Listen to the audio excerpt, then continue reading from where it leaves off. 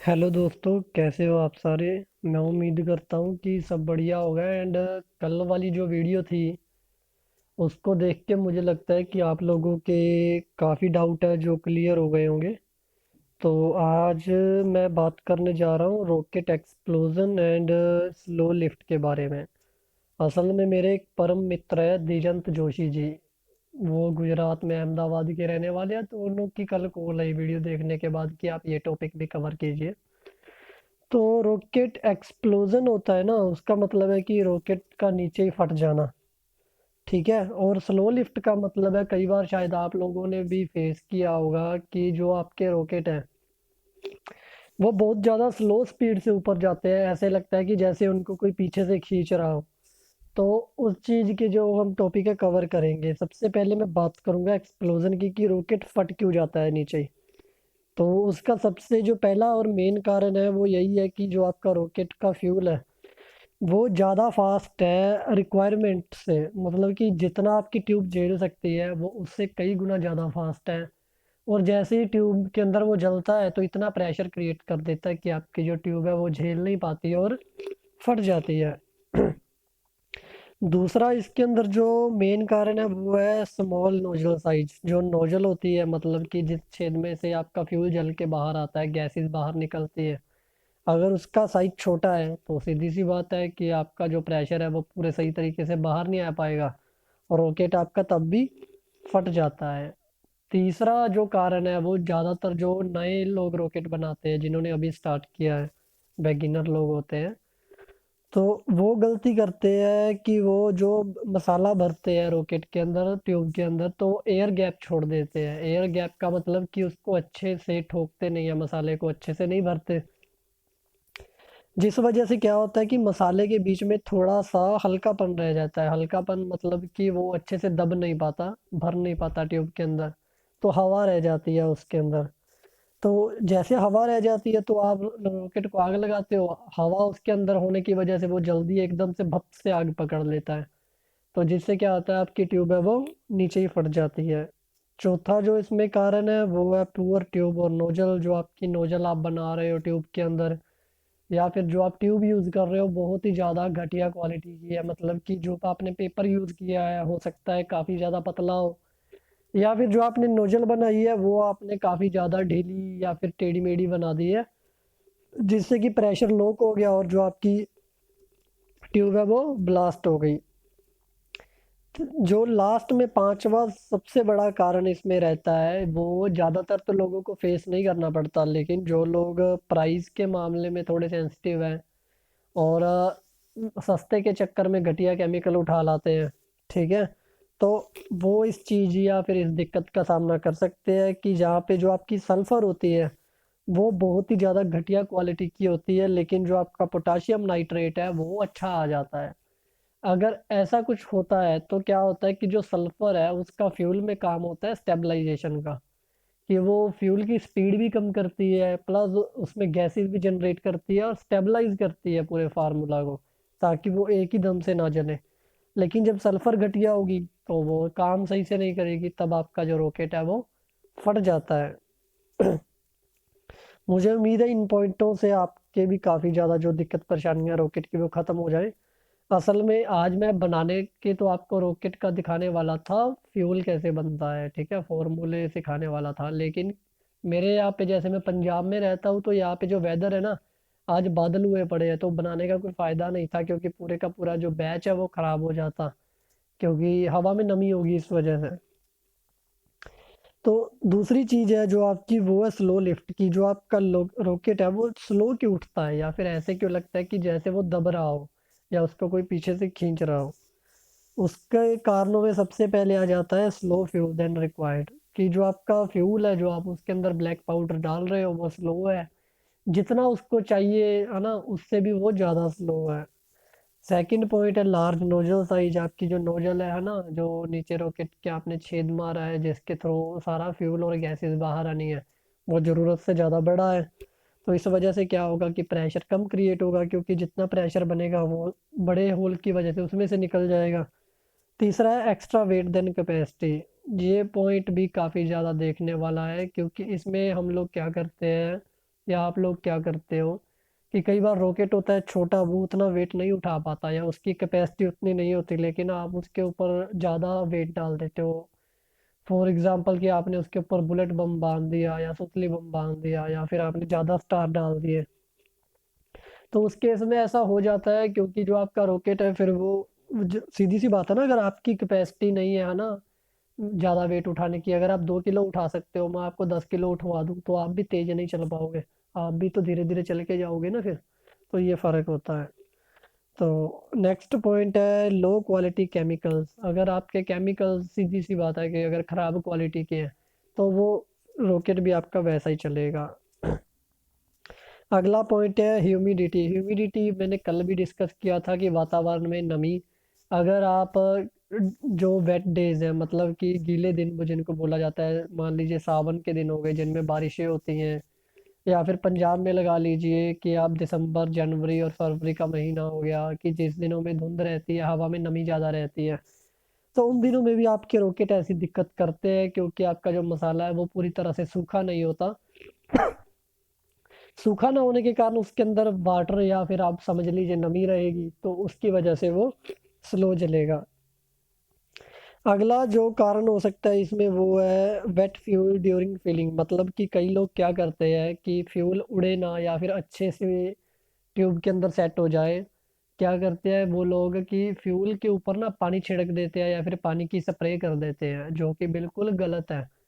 क्योंकि इससे भी आपके रॉकेट है वो स्लो हो जाते हैं। क्योंकि वो बात ठीक है कि आपको फ्यूल रॉकेट के अंदर दबा के भरना है, लेकिन इतना भी मत दबा दो उसे कि वो पत्थर हो जाए। अगर इस तरीके से आप दबाओगे तो सीधी सी बात है उसको जलने में टाइम लगेगा और प्रेशर उतना क्रिएट नहीं होगा, तो रॉकेट आपका स्लो उड़ेगा। दूसरी बात कि जो अपनी गत्ते की, कार्डबोर्ड की या फिर पेपर की कोई भी ट्यूब होती है, जब आप उसके अंदर गीला मसाला भर देते हो तो वो पोटाशियम नाइट्रेट और सल्फर दोनों को सोखना शुरू कर देती है, जिससे कि आपका फॉर्मूला है वो कमजोर पड़ जाता है। अगर आपको कोई ये बता भी रहा है ना कि आपको फ्यूल गीला करके भरना है, तो भाई साहब वो गीला करके भरने को नहीं बोलता। वो बात आ जाती है मॉडल रॉकेट्स में जहाँ पे आपको ग्रैनुलर्स भरते हैं लोग। तो उसमें आप लोग क्या करते हो कि पहले मसाले को गीला करके अच्छे से उसके ग्रैनुलर बनाते हो, उनको सुखाया जाता है। एकदम सूखने के बाद जब ड्राई हो जाता है वो, तब जाके उसको जो है रॉकेट में भरा जाता है। लेकिन ट्यूब में कभी भी आपको गीला मसाला नहीं भरना है, तब आपका जो फॉर्मूला है खराब कहीं ना कहीं आपको करेगा। नेक्स्ट जो मैंने आपको पहले भी बताया कि फ्यूड में जो है आपका वेटेज में, मतलब कि जब ह्यूमिडिटी 50% से ज़्यादा है और आप उन दिनों में अगर फ्यूल बना देते हो तो उसमें नमी आएगी आएगी, सीधी सी बात है। तब भी आपका रॉकेट परेशानी करेगा। और लास्ट जो पॉइंट है वो है रॉन्ग और पुअर फॉर्मुलेशन। अगर आप गलत फार्मूला यूज़ कर रहे हो या फिर घटिया फार्मूले यूज़ कर रहे हो, जैसे मान लीजिए आप रहते मुंबई में हो, फार्मूला आप यूज़ कर रहे हो जो पंजाब में लगाया जाता है, तो फ़र्क पड़ेगा क्योंकि वहाँ की ह्यूमिडिटी और यहाँ की ह्यूमिडिटी में दिन रात का फ़र्क है। तो ये चीज़ें आपको ध्यान रखनी ही रखनी पड़ेंगी। यहाँ तक कि अगर आप लोगों के दिमाग में ये भी आ रहा हो कि यार कंपनियां कैसे करती हैं, तो आप शायद ये भी देख पाते होगे कि सेम ही कंपनी का रॉकेट अगर आप एक डिब्बी लेके आते हो तो उनके भी अलग अलग बैच में बनते हैं ना। जैसे 10 किलो फ्यूल आज बनाया, 10 किलो कल बनाया, तो हो सकता है आपके पास अलग अलग बैच का है। तो 10 में से जो 7 रॉकेट है वो तो आपके सही जाते हैं, लेकिन 3 आपको खराब करी जाते हैं। तो आप यहाँ से अंदाजा लगा सकते हो बड़ी आसानी से कि इन चीज़ों का क्या इफेक्ट पड़ता है। फिर नेक्स्ट जो है मैं आपको आज बताने जा रहा हूँ कुछ सैंपल फार्मूले हैं, ठीक है, जो कि इंडिया में लोकेशन है जिनकी, मतलब कि सिर्फ इंडिया के लिए जहाँ पे ह्यूमिडिटी के लेवल है इतने रहते हैं, वो लोग इसको यूज़ कर सकते हैं। ज़्यादातर जो पहले 3 फार्मूले हैं वो पूरे ही भारत भर में यूज़ किए जा सकते हैं। जैसे पहला 55 ग्राम आपका पोटाशियम नाइट्रेट हो गया, 30 ग्राम चारकोल हो गया, 10 ग्राम सल्फर हो गया। ये फॉर्मूला पंजाब, हरियाणा और राजस्थान में काम कर सकता है क्योंकि यहाँ पे मार्च, अप्रैल, मई और 15 जून तक जो ह्यूमिडिटी है वो 15 से भी कम हो जाती है। तो ये फार्मूला बड़ी आसानी से यहाँ पे काम करता है। अगला वाला है 60-30-10। ये स्टैंडर्ड फार्मूला है और ये ज़्यादातर सारे ही इंडिया में काम कर जाता है अगर इसको बनाया जाए कम ह्यूमिडिटी के अंदर। जो कि आपको मिलती है मार्च अप्रैल मई जून के महीनों में, ठीक है, क्योंकि 15 जून के बाद ज़्यादातर बारिशें हैं वो शुरू हो जाती हैं। लेकिन अगर आपके साइड बारिशें आगे पीछे होती हैं तो आपको उसी हिसाब से देखना पड़ेगा, लेकिन ह्यूमिडिटी आपको चेक करनी ही करनी पड़ेगी। नेक्स्ट है 65 25 10, ये फार्मूला भी काफ़ी बढ़िया चलता है, ये फास्ट रॉकेट के लिए है। और ये उन जगहों के लिए भी है यहाँ पे ह्यूमिडिटी है वो 25 से 35 रहती रहती है। तो अगर ये फार्मूला अगर आप पंजाब में जहाँ पे मार्च में ह्यूमिडिटी 15 से भी नीचे चली जाती है वहाँ लगाते हो तो रॉकेट आपके बहुत फास्ट जाते हैं। नेक्स्ट आ जाता है 70 20 10, 75 20 10 और 75 20 12, ये तीनों जो फार्मूले हैं ये वहाँ पे लगते हैं जहाँ पे जो आपकी ह्यूमिडिटी है वो 35 40 से कम होती ही नहीं है। तो वहाँ पे आपको थोड़े से इन फास्ट फार्मूलाज की ज़रूरत पड़ती है। लेकिन एक बात और भी है कि अगर ये फार्मूलाज जो ब्लू कलर में है लास्ट वाले तीन, अगर आप इनको लगाते हो तो आपको ट्यूब भी मोटी कार्डबोर्ड वाली चाहिए होगी, आप नॉर्मल पेपर की ट्यूब नहीं लगाओगे क्योंकि वो फटने का खतरा होता है उसमें। ये नीचे मैंने मेंशन भी कर दिया है कि जो सारे फार्मूले हैं वो तापमान पे और आपका जो मटेरियल की क्वालिटी है प्लस जो आपका वहाँ का वेदर है ना, जैसा भी आपका मौसम है उस पर डिपेंड करेंगे। तो नेक्स्ट हम बात कर लेते हैं आज मटेरियल्स के कि कैसे होने चाहिए या क्या होने चाहिए सिर्फ रॉकेट्स के लिए। सबसे पहले बात करते हैं जो मेन है रॉकेट में, पोटाशियम नाइट्रेट, जिसकी मिनिमम एनपी के वैल्यू है वो 13,043 होनी चाहिए और ज़्यादा से ज़्यादा 13,046 होनी चाहिए।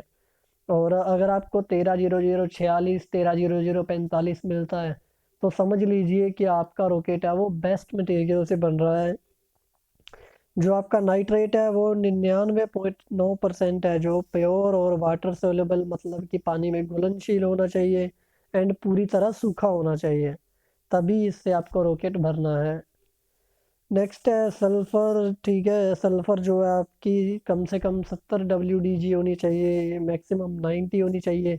अगर 90 से ऊपर वाली आप लेते हो तो उसके अंदर क्या होता है कि आजकल कंपनियों ने चेंज कर दिया है वो दाने, मतलब जैसे आपकी दाल होती है ना, चने की दाल समझ लो या मसूर की, वो वैसे देते हैं तो उसके अंदर क्ले ऐड होती है जो कि आपका जो है रॉकेट को ख़राब करती है प्लस जो नोजल को ब्लॉक कर देती है थोड़ा फ्यूल चलने के बाद, तो रॉकेट फट भी जाते हैं।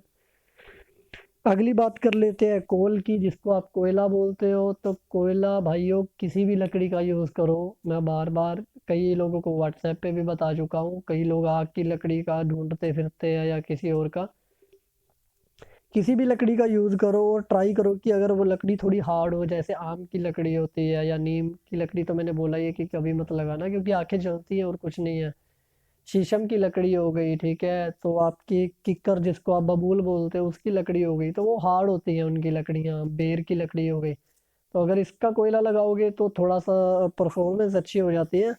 बाकी आप कोई भी लगा सकते हो, ऐसा कोई ठीक है नहीं है, क्योंकि कोल तो सिर्फ क्या है कि आप बोलते थे कोल, लेकिन मेन काम तो कार्बन का है। अगर आप कार्बन की कोई और भी चीज़ उसमें डालोगे ना तो वो भी आग पकड़ेगी, क्योंकि कार्बन का काम ही है जलना।